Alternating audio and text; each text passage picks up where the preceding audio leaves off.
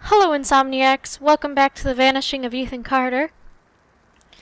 Alright, so we're using the tunnel near the gate. So everybody's getting murdered because they're trying to kill off Ethan?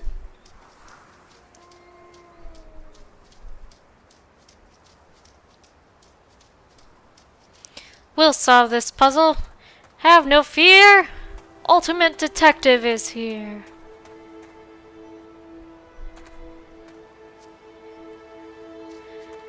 That puzzle actually was more difficult than the first one. It wasn't easy to tell the sequence of events before you actually knew what was happening. Although finding clues seemed easier. They were pretty obvious.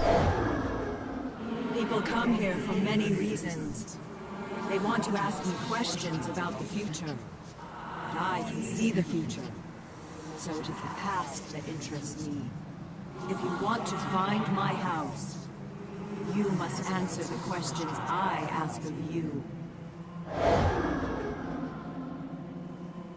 Does sin come from the heart or the mind?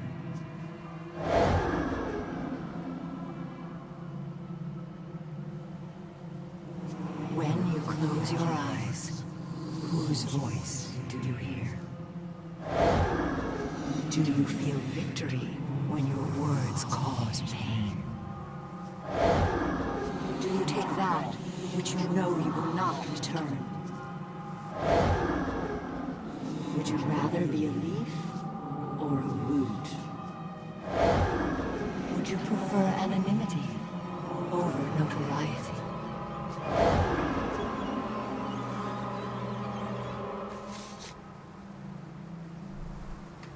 A beautiful woman sat by a river. A witch approached and told the woman she was to have a child. The woman began to cry with joy, but the joy turned to fear, and she could not stop crying. Fear turned to sadness, but the woman continued to cry. She cried for months, hardly sleeping, until the child was born, but the crying had aged the woman, and she was no longer beautiful. When he was old enough, her son climbed the mountain to find the home of the witch. He asked her if she could make his mother beautiful again. The witch asked the boy many questions. After hearing the answers, the witch told the boy she had lied to the mother about her child. The boy disappeared and the mother was beautiful again. Ethan, the point of life is not to rock the boat. Just try to get along. Stop living in your head. Do something real. That's what people respond to. Reality.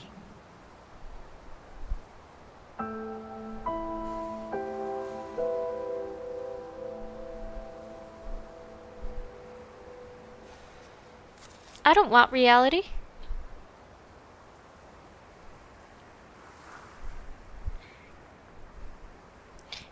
A note from Ethan's mother.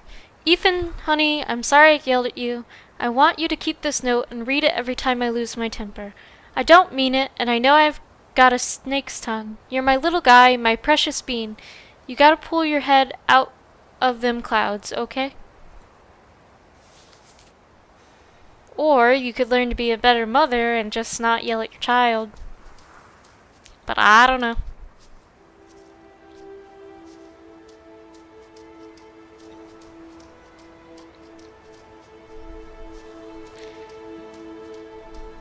Well, this didn't help me find the tunnel, so still kind of screwed on that front.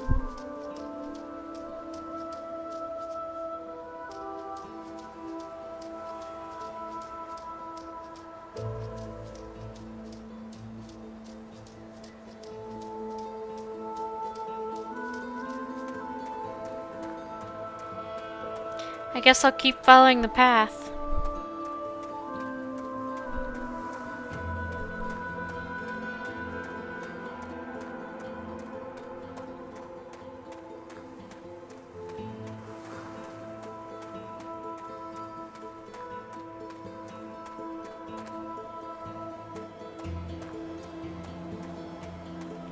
No, it's gonna be really interesting though if the tunnel to the mine is like the last part of the game. I'm not really sure at this point where else you can go, you know?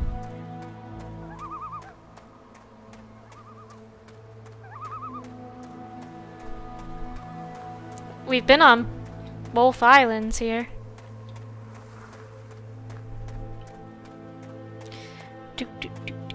This music is very nice, by the way. I've been enjoying it. Alright. So we've got to find a tunnel somewhere. This is kind of boring, since I'm mostly just looking for a tunnel.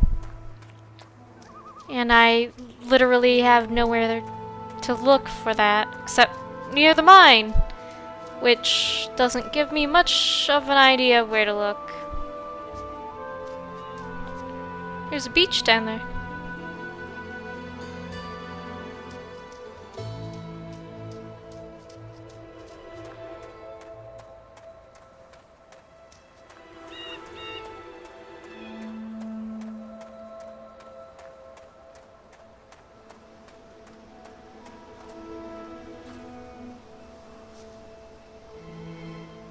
I've finally found the tunnel that I spent forever looking for.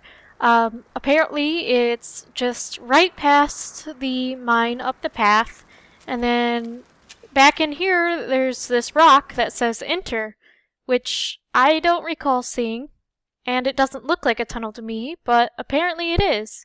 So we're gonna head and go on in.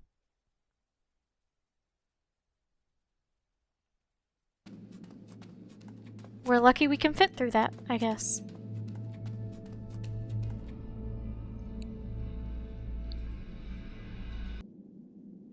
He probably should have brought a light in here with him, actually.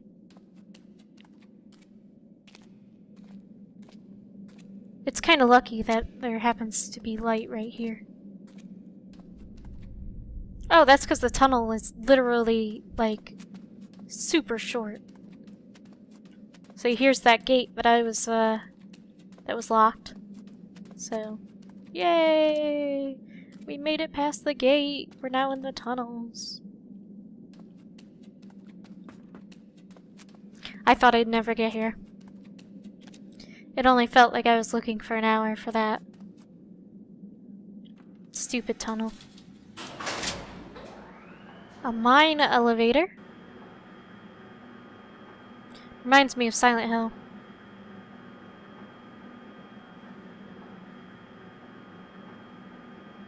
Hopefully there will be no scary monsters jumping on the elevator. I certainly would get really freaked out if something like that happened, because so far it's been a very tame game. So, if the sleeper just popped out of nowhere, that would be pretty... This mine shaft leaves a little bit to be desired. It's kind of boring.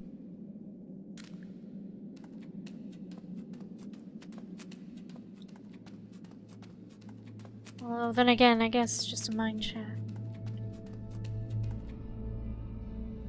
Thank you all for watching.